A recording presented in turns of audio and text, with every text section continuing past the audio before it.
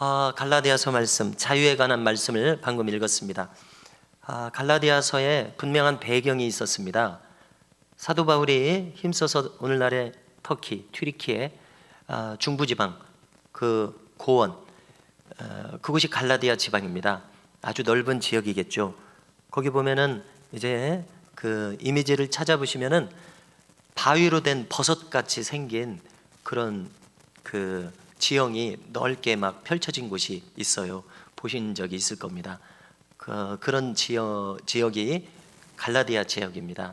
그러면은 암혈을 파고 사람들이 살기도 하고 그런 좀 신기한 그런 곳입니다. 갈라디아에 사도 바울이 1차, 2차 전도 여행을 거쳐서 아주 복음을 열심히 전했죠. 루스드라라고 하는 성읍도 갈라디아에 속한 한 도시죠. 예루살렘에서 요한과 베드로가 안진뱅이를 일으켜 세웠을 때 그때부터 본격적으로 성령의 역사가 일어나고 교회가 대단히 부흥한 것처럼 바울의 이 갈라디아 사역도 루스드라에 그 일어서 걷지 못한 사람 일으켜 세워 걷게 함으로써 성령의 역사가 시작되었습니다. 사람들이 구름대처럼 모여들었습니다. 자, 이렇게 성령께서 세우신 교회, 힘 있는 교회, 하나님께서 기뻐하시는 교회가 항상 든든히 서가는 것은 아니에요. 항상 흔들게 하는 요소들이 있습니다. 한마디로 갈라디아 교회, 사도 바울이 사랑하는 교회에 외부 요소가 침입해 들어왔는데 그것은 유대인들이었습니다. 유대인들 중에서 쉽게 말해서 은혜에 사로잡히지 않은 사람들은 다시 율법으로 돌아가 버려요. 그래서 율법을 다 지켜야 된다고 합니다.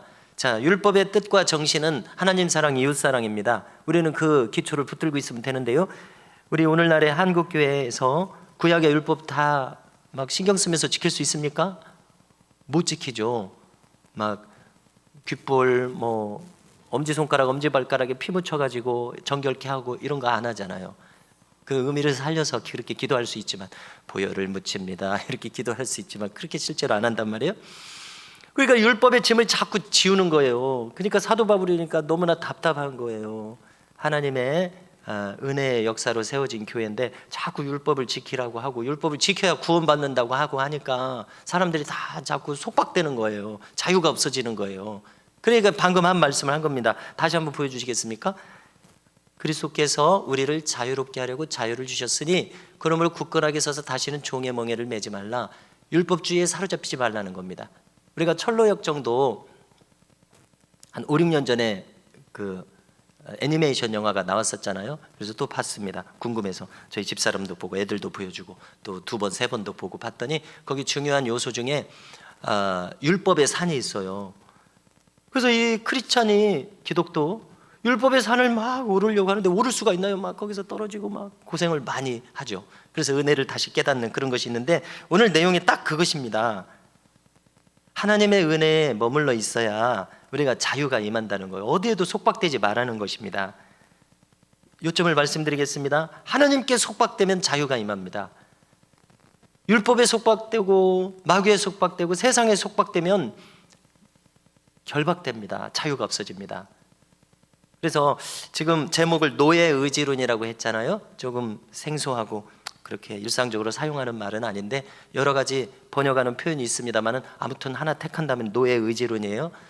이 요점이 뭐냐면은 지금 다 나눴습니다. 이미 인간의 마음은 어딘가에 속하게 돼 있다는 거예요. 어딘가에 묶여 있게 돼 있다는 거예요. 그러면 결정하라는 거예요. 하나님께 묶여 있을 것이냐, 세상에 묶여 있을 것이냐, 자기 생각에 묶여 있을 것이냐, 악령에게 묶여 있을 것이냐. 당연하죠. 하나님께 묶여 있어야 되죠. 할렐루야. 세상에 묶여 있고 자기 생각에 묶여 있고 악령에 묶여 있으면은 노예가 된다는 겁니다. 속박된다는 겁니다. 그런데 하나님께 노예가 돼서 하나님께 묶여 있으면은 방금 바울이 이야기한 것처럼 자유가 임한다는 것입니다. 요점을 다시 말씀드리겠습니다. 인간은 무엇인가에 묶여 있게 돼 있다는 겁니다. 이게 노예 의지론입니다. 어딘가에 인간은 노예가 될 수밖에 없어요. 그런데 하나님께 노예가 되면 자유가 임한다는 것입니다. 오늘 설교가 이렇게 끝나야 되는데요. 벌써 끝나면 어리둥절하시겠죠. 그러니까 한 10분만 더 하겠습니다. 오늘은 아주 중요한 절기는 아니지만 종교개혁 주일입니다. 항상 10월 마지막 주일은 종교개혁 주일이죠. 마틴 루터가 1483년에서 1546년까지 살았습니다. 그가 중세시대에 가장 먼저 종교개혁의 횃불을 지폈죠. 그는 본래 가톨릭의 수도사였습니다. 나중에 사제가 되고 신학 교수가 됐습니다. 그는 원래 여러분 거론했습니다마는 우수한 성적으로 법학대학원에 들어갔습니다. 그런데 법학대학원에 들어가기 전부터 들어간 지 뭐 한 2달 만에 그만뒀어요. 법률가의 삶에 회의가 오는 거예요. 막 법률가들끼리 이러쿵저러쿵 하는데 막 말하는 게 지저분해요. 별로 상쾌하지가 않아요. 그러니까 회의가 느껴져요. 그러던 차에 폭우 중에 낙뢰가 바로 자기 옆에 떨어지니까 죽음의 위기를 맞이한 겁니다. 그러니까 답답해요. 막 생각해 보십시오. 비가 막 소나기가 내립니다. 지금 이 벼락이 자기 바로 옆에 떨어졌습니다. 땅바닥에 엎드려졌습니다. 지금 목숨이 다급하거든요. 그러니까 여기서 살려주시면 수도사가 되겠습니다. 서원을 한 거예요. 상황이 종료되고 나서 법률가 필요 없어. 수도사 바로 들어가는 거예요. 광산업자였던 아버지, 그래서 부자였던 아버지의 모든 기대를 저버리고 수도사가 돼버렸어요. 지금 우리 집안의 장례를 이 똑똑한 아들한테 걸었는데 다 내팽개치고 수도사가 돼버렸어요. 그 아버지 심경을 한번 생각해 보세요. 그래서 어거스틴 은둔자 수도회에 가입했습니다. 검은 수도복을 입고요. 자, 당시 가톨릭 교회 상황을 다 잘 아시죠? 교황부터 타락했습니다. 교황부터 황금 갑옷을 입고, 그럴 필요가 있나요? 왜 그런 걸 입어야 되죠? 또 성 베드로 성당을 황금으로 다 덮어야 되겠어요. 리모델링을 그렇게 해야 되겠습니다. 건축 재정이 천문학적으로 들어갑니다. 그래서 어디서 재원을 조달합니까? 일반 대중에게 면벌부를 판매하는 거예요. 면죄부라고 하는 것은 정확하게는 죄를 없앨 수는 없고 죄의 벌이 따르죠. 우리가 다윗을 새벽마다 살폈습니다. 최근에 죄는 용서해 주시는데 죄의 벌은 따라요. 평생. 그것이 큰 교훈입니다. 벌을 면해 주겠다는 거예요. 그런데 이 면벌부를 사면, 헌금해서 면벌부를 사면 지옥의 벌을 면한다는 뜻입니다. 심지어 어떻게까지 설교했냐면, 테첼이라고 하는 사람이 여러분들이 야외에 강단을 마련해 놓고 여러분들이 이 헌금함에 동전을 넣습니다. 동전을 넣어서 쨍그랑하고 소리가 나는 순간 지옥에 가 있는 여러분들의 아버지가 천국으로 올라간다. 이렇게 설교를 한 것입니다. 자, 여러 가지 설명할 필요 없습니다. 단도직입적으로 이것은 비진리입니다. 왜냐하면 성경은요, 연옥을 말하고 있잖아요. 가톨릭은 왜 자꾸 연옥을 말하는지 모르겠어요. 연옥을 말하고 있잖아요. 이 지상에서 결정이 되는 것입니다. 이 지상에서 결정되는데 이제 면벌부 헌금을 했다고 해서 아버지의 영혼이 쨍그랑과 함께 천국으로 간다? 이건 비진리입니다. 여러분들, 악의적으로 모금을 했습니다. 이때 이것을 두고 볼 수가 없는 바른 사람들이 있는 거죠. 항상 이때 루터는 젊었습니다. 깨끗했습니다. 우리가 제가 루터 논문을 썼습니다. 그래서 조금 알아요. 다 읽지 못해요. 그 방대한 양을요. 루터 학자들도 다 못 읽어요. 그러니까 루터는 엄청난 학자였습니다. 일단 루터 전집이 한 면을 다 채울 정도인데 그 전문가, 그 전공자가 루터 책을 다 못 읽어요. 그 정도예요. 그러니까 일단 학자로서도 보통 사람은 그 흉내 낼 수 없는 그 정도예요. 루터가 단순한 사람이 아니더라고요. 학문적으로도 구비됐습니다. 헬라어, 히브리어 잘해요. 똑똑한 사람이었으니까요. 그는 교리의 문제점을 성경의 원문에 입각해서 철저하게 파헤쳤습니다. 보통 가톨릭 사제들은 또 뭐 이렇게 공부 많이 하는 사람이 많지가 않아요. 예나 지금이나요. 아주 좀 특별한 사람이나 관심 있는 사람이나 공부를 하지, 보통 사람들은 사제들도 공부를 안 해요. 그러니까 무식하단 말이에요. 성경 몰라요. 쉽게 말해서 원어를 몰라요. 남들이 시키는 대로 하는 것이지, 앞에 목사님이 시키는 대로 하는 거지. 그러나 루터는 진지한 사람이었습니다. 원어를 파고들어 버렸어요. 원어를 다룰 수 있는 사람이었어요. 가만히 봤더니 성경에 없는 말들을 너무 많이 하는 거예요. 그래서 그가 일어난 겁니다. 교리들이 다 틀렸어요. 그렇다고 아무리 바른 학문, 정확한 학문으로 얘기한다고 해서 교황청이 들어먹습니까? 안 들어먹죠. 일단 인간은 제도를 갖추면 정치 조직이 돼버립니다. 그 정치 조직이 아이고 이 젊은 힘없는 수도사 젊은 학자가 뭐라고 한다고 그래서 예 그러네요 저희가 잘못했습니다 이럴 리가 없습니다. 그렇습니다. 그래서 교황청은 루터를 소환했어요.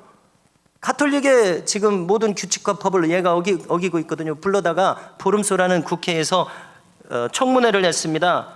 그래서 이제 그러면 기회를 주겠다. 네가 가진 모든 주장을 철회해라. 책도 다 불살라버려라. 그랬더니 못한다고 합니다. 내 양심에 위배되는 일을 할 수 없다고 합니다.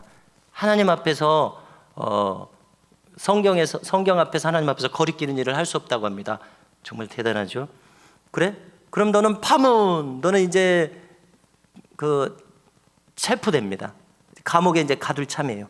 자, 그런데 여기서 어제 우리 식당 주인 여자분이 와서 잠깐만요. 이쪽으로 가면은 차가 못 지나갑니다. 저쪽으로 돌아가세요. 갑자기 나타난 것처럼 루터의 영지를 다스리고 있던 선제후 현자 프레데릭이라고 하는 사람이 루터를 구출합니다. 지금 체포돼서 가고 있었거든요. 근데 갑자기 특공대를 보내가지고 거기서 루터를 낚아채가지고 바르트부르크라고 하는 성으로 숨겨줍니다. 그랬더니 거기서 이제 루터가 독일어로 최초로 원문에서 성경을 번역하는 거예요. 우리도 한글 성경이 우리나라에 들어오니까 성경 읽다가 예수 믿은 사람이 많잖아요. 그런데 당시 가톨릭 상황은 알아듣지도 못하는 라틴어로 이렇게 하니까 전혀 이 설교를 알아들을 수가 없는 거예요. 설교가 없는 거예요. 가톨릭 교회는요. 독일말로 설교를 해야 알아듣죠. 우리가 한국말로 해야 설교를 알아듣듯이 제가 라틴어로 막 합니다. 공부 많이 해가지고 라틴어로 막 합니다. 이게 설교가 아니잖아요. 그렇게 하고 있었어요. 근데 루터는 독일어로 다 번역합니다. 그리고 앞에서 성경을 정확하게 설교를 합니다. 그러니까 루터를 또 그때 때마침 구텐베르크 인쇄술이 발달했어요. 그러니까 루터의 사상과 설교가 독일 전역으로 막 퍼지는 거예요. 그랬더니 맞다, 루터가 옳다. 우리 또 독일 민족주의가 살아나서 우리 민족의 돈이 다 저기 지금 이탈리아 로마 교황청으로 다 가버리고 있다. 어쩐지 우리가 헐벗더라. 어쩐지 우리가 굶어 죽더라. 그러니까 이거 안 되겠다. 민족주의도 일어납니다. 그러니까 다 루터 편이 됩니다. 그러니까 가톨릭은 이제 못 살겠어요. 그래서 루터를 잡아다가 지금 죽이려고 하는 그런 참입니다. 파문시켰습니다. 이렇게 루터는 종교개혁을 일으킵니다. 독일어 계통으로도 국학의 효시가 됩니다. 그래서 루터 연구는 독일에서 보니까요, 국학 연구예요. 우리나라도 국학을 연구하는, 한국 고전을 연구하는 사람들은 나라에서 지원해 주잖아요. 그래서 독일에서는 루터를 연구하는 사람들은 나라에서 지원을 해줍니다. 그런데요, 루터는 34살에 비텐베르크 성 교회, 자기 신학교가 있는 그 성 또 교회도 있습니다. 거기 95개조 반박문을 게시하면서 종교 개혁을 시작합니다. 95개조 반박문의 주된 내용은 항목이 5개이기는 한데 성찬식이 화채설이 잘못되어 있다는 것입니다. 왜냐하면은 복잡한 것은 이제 뒤로 하고요. 실제로 성찬식의 이 잔과 떡이 예수님의 피와 살이 된다고 실제로 주장하는 것이 화채설이에요. 그런데 이런 재반 전후 이 신학적인 내용이 잘못됐다고 성경에 입각해서 파헤치는 것이 92구조 반박문입니다. 그래서 주변의 모든 뜻 있는 사람들이 루터의 편을 들어줬습니다. 그래서 종교개혁이 시작되었습니다. 루터의 종교개혁 사상은 몇십 년에 걸쳐서 수립되고 발전하고 종교개혁이 성공하게 되는데요. 그의 이 종교개혁을 밀어붙였던 사상의 기초가 되는 3대 논문이 있습니다. 알려드리면요, 독일 크리스찬 귀족에게 보내는 글, 교회의 바벨론 포로, 신자의 자유, 이 세 가지입니다. 이 중에서 오늘 나누고자 하는 내용은 신자의 자유입니다. 정말 자유를 우리가 얻어야 되겠는데 방금 갈라디아서 5장 1절처럼 어떻게 하면 우리에게 자유가 오느냐 이것입니다. 아주 성경적인 그런 주장이에요. 간단하게 다루면요, 독일 크리스찬 귀족에게 보내는 글에서는 로마 교황의 권위가 왜 이렇게 높냐, 성경보다 지금 높아져 있지 않냐, 잘못됐지 않느냐, 사람들이 다 동의하죠. 왜 교황의 권위가 성경 위에 올라가 앉아 있냐, 정말 잘못됐다, 다 동의하고요. 교회의 바벨론 포로에서는 당시 가톨릭의 성례관을 반박했습니다. 상식적으로 칠성례를 주장하잖아요. 예를 들어서 종부성사, 그 사람이 운명하기 전에 예수님 다시 영접하라고 하는 종부성사가 있습니다. 그런 것이 성경에 명령되어 있다고 주장하는 것이 가톨릭의 칠성례입니다. 자, 그러나 간단하게 말해서 우리 개혁교회에서는 세례와 성찬만 예수님이 명했다고 받아들이는 거예요. 그리고 실제로 그렇습니다. 성경에서 세례하고 성찬만 주님이 명하셨지 나머지는 실제 명한 것이 아니에요. 결혼성사, 결혼이 이런 성찬식의 위상과 같은 그런 성례, 거룩한 예식이라고 여러분들 동의하세요? 예수님이 그렇게 명령하셨다고 생각하세요? 상식적으로도 그런 생각은 안 들죠. 그렇죠? 결혼이 성찬식과 같은 그 권위를 가질 수는 없습니다. 근데 가톨릭은 왜 자꾸, 중세 가톨릭입니다, 왜 없는 것을 이렇게 있다고 하는지 모르겠어요. 그게 바로 교황 때문에 그렇습니다. 교황이 그 총회에서 정해진 그 교리를 선포하면 성경보다 위에 올라가는 거예요. 자, 우리가 계시록에서 이 책에 예언되어 있는 것보다 더하거나 뺀 자는 그 하나님께서 징벌하리라, 결코 용서치 못하리라 말씀하셨었습니다. 가톨릭의 문제는 이것입니다. 우리가 있는 사실을 그대로 얘기해야 되겠는데요, 가톨릭의 문제는 없는 것을 성경이 말했다고 하는 것이, 그것이 문제예요. 없는 것을 자꾸 있다고 하는 것, 그것이 이단의 그 본질적인 특징 아닙니까? 그것이 문제입니다. 그래서 우리는 문제는 문제라고 이렇게 얘기를 하게 되는 것이죠. 예를 들어서 7가지 성례 중에서 고해성사는 성례가 아니다 이렇게 얘기를 했습니다. 그래서 루터는 정확하게 성경의 원문을 찾아냈잖아요. 그 당시 사제들은 고해성사를 하라가 라틴어 불가타 라틴어 번역 성경에 그렇게 되어 있습니다. 고해성사를 하라. 그러니까 사람들은 정말로 예수님이 고해성사를 하라고 했구나 이렇게 알고 있는 거예요. 불가타 성경에 그렇게 되어 있으니까. 그러나 루터는 헬라어를 보니까 고해성사를 하라가 아니에요. 회개하라라고만 돼 있어요. 라틴어 번역하면서 자기가 더한 거예요. 고해성사를 하라. 그러니까 헬라어를 안 보는 사람은 이걸 못 찾아내는 거예요. 그런데 루터가 가만히 봤더니 어라? 고해성사를 하라가 아니라 주님은 회개하라고만 했는데 왜 이게 고해성사가 됐지? 이렇게 된 것입니다. 고해성사 성례 아니야? 이렇게 된 것입니다. 루터가 옳죠. 이게 종교 개혁입니다. 왜 없는 것을 기다고 하냐 이것이죠. 없는 것을 의무로 왜 자꾸 부과하냐 이것입니다. 자, 신자의 자유는 달리 말해서 노예 의지론이라고 제가 제목을 붙였습니다. 이것은 한마디로 의지의 속박에 대해서 다루기 때문에 그렇습니다. 초장에 제가 말씀드린 것처럼 인간의 의지는 어느 한 곳에 소속이 되게 되어 있습니다. 그러므로 우리도 어느 한 곳에 소속이 되어 있는데요, 오늘의 우리의 결론 추구하는 바는 하나님께 소속이 되어 있자는 것입니다. 말씀에 소속이 되어 있자는 것입니다. 성령님의 역사와 인도하심이 소속이 되어 있자는 것입니다. 이게 오늘 말씀의 결론이요 주제입니다. 하나님께 소속되어 있지 않다면 어디에게 소속되어 있냐는 것이죠. 하나님의 영에 소속되어 있지 않다면 사단에게 소속되어 있는 것입니다.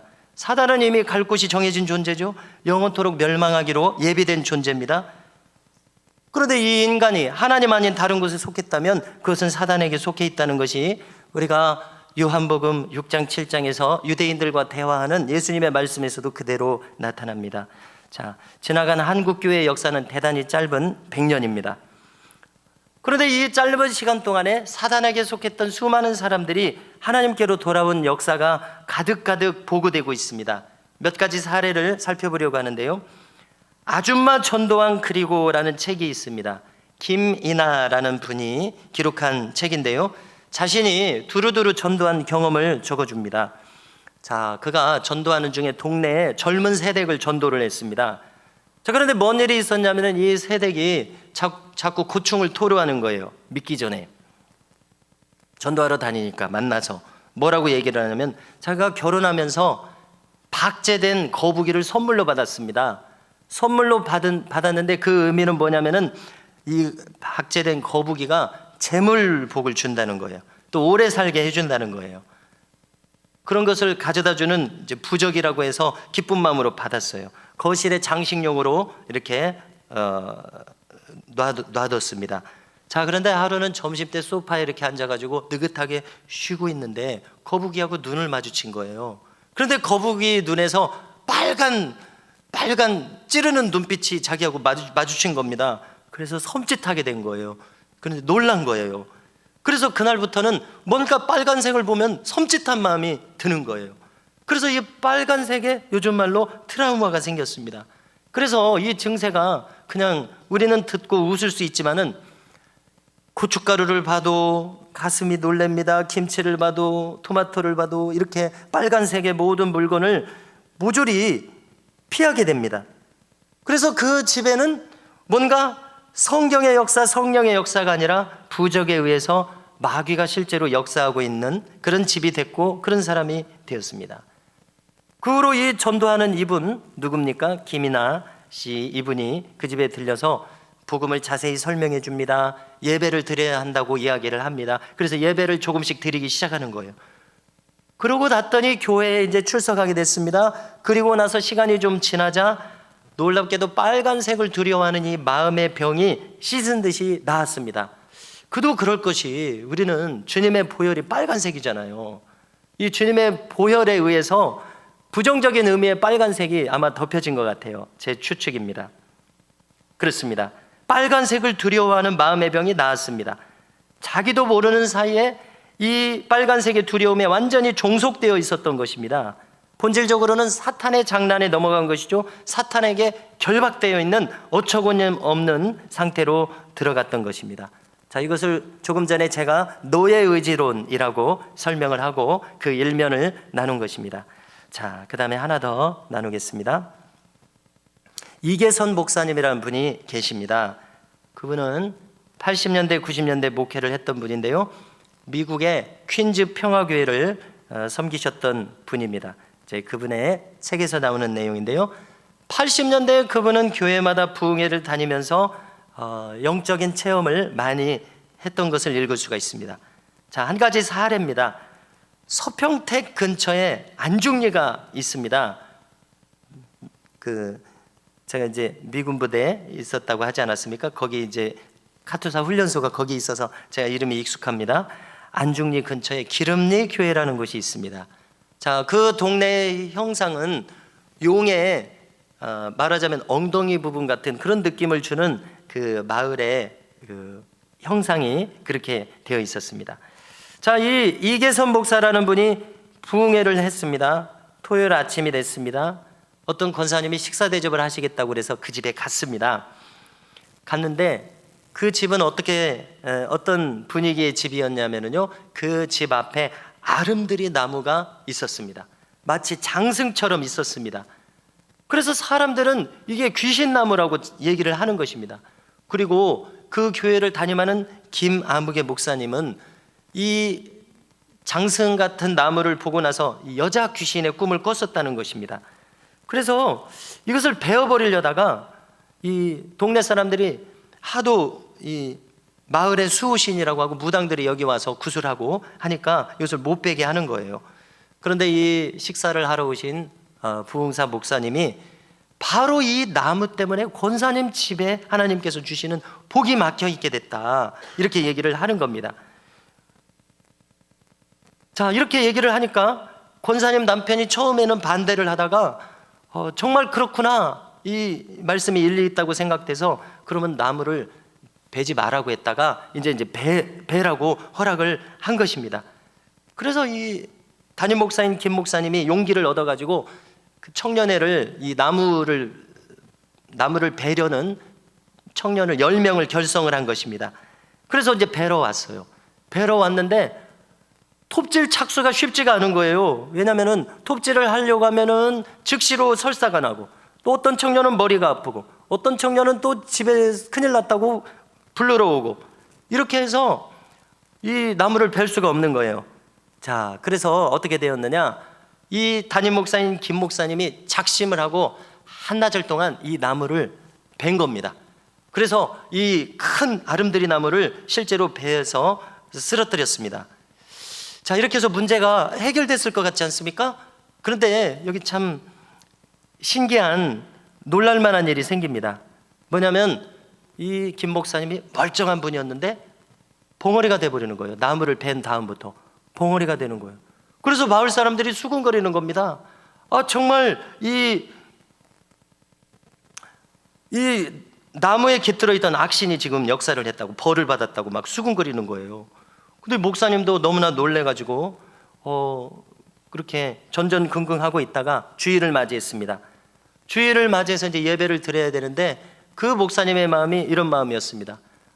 벙어리가 돼서 설교도 할 수 없고 예배도 인도할 수 없으니 정말 하나님의 영광을 가립니다. 그러나 나는 아무런 능력이 없으니까 그냥 하나님을 의지해서 벙어리라도 입만 뻥긋뻥긋해도 예배를 인도해야 되겠습니다. 이 마음을 이제 먹은 것입니다. 그래서 예배에 이제 들어가는 그 순간이에요. 그래서 옛날에는, 지금 우리는 치웠습니다만은 종을 치고서 예배를 묵도함으로 시작을 하잖아요. 그래서 이제 작심을 하고 종을 이제 치고 예배를 시작할 찰나입니다. 그래서 종을 땡 쳤습니다. 그런데 놀랍게도, 너무나 신기롭게도 이 목사님의 입이 뻥 하고 열린 거예요. 할렐루야. 그래서 그날 이 예배가 즉흥 자체 부흥회가 된 겁니다. 울으면서 웃으면서 감격 속에서. 그래서 이제 통성으로 기도하니까 아픈 사람도 시원함을 얻고 병자도 낫고 이런 일이 일어났다는 것입니다. 이렇게 해서 한 달이 지났습니다. 한 달이 지내는 동안 마을 사람들이 다 놀란 거예요. 이 사실이 알려진 거예요. 그래서 마을에 있는 사당도 막 저절로 무너져 버리고 또 무당들도 두려워하면서 교회 나오고, 이렇게 해서 한 달 만에 2배로 교회가 부흥했다는 그런 놀라운 이야기입니다. 80년대의 이야기라는 것입니다. 성도 여러분, 우리는 어딘가에 속하게 되어 있습니다. 어디에 속해야 하겠는지 우리가 오늘 이 말씀을 들으면서 더 깊이 결단할 수 있기를 바랍니다. 우리는 주님에게 속해 있어야 합니다. 우리는 주님의 인도함을 받아야 합니다. 오늘 말씀 다시 한번 읽어드리면요, 그리스도께서 우리를 자유롭게 하려고 자유를 주셨으니 그러므로 굳건하게 서서 다시는 종의 멍에를 매지 말라고 말씀합니다. 다시는 종의 멍에를 매지 말라, 이 말씀을 우리의 신비에 새겨야 되겠습니다. 관련해서 요한복음 8장 47절 주님의 말씀을 읽어드립니다. 하나님께 속한 자는 하나님의 말씀을 듣나니 너희가 듣지 아니함은 하나님께 속하지 아니하였음이로다. 유대인들에게 경고하고 있습니다. 우리는 날마다 분초를 다투어 주님께 속하여 주님의 인도함을 받아서 우리의 언행심사, 말과 생각과 행동과 태도가 주님께서 기뻐하실 것을 택할 수 있는 은혜, 그래서 참 자유가 언제나 우리에게 머물러 있는 놀라운 축복이 우리 모두에게 있기를 축원합니다.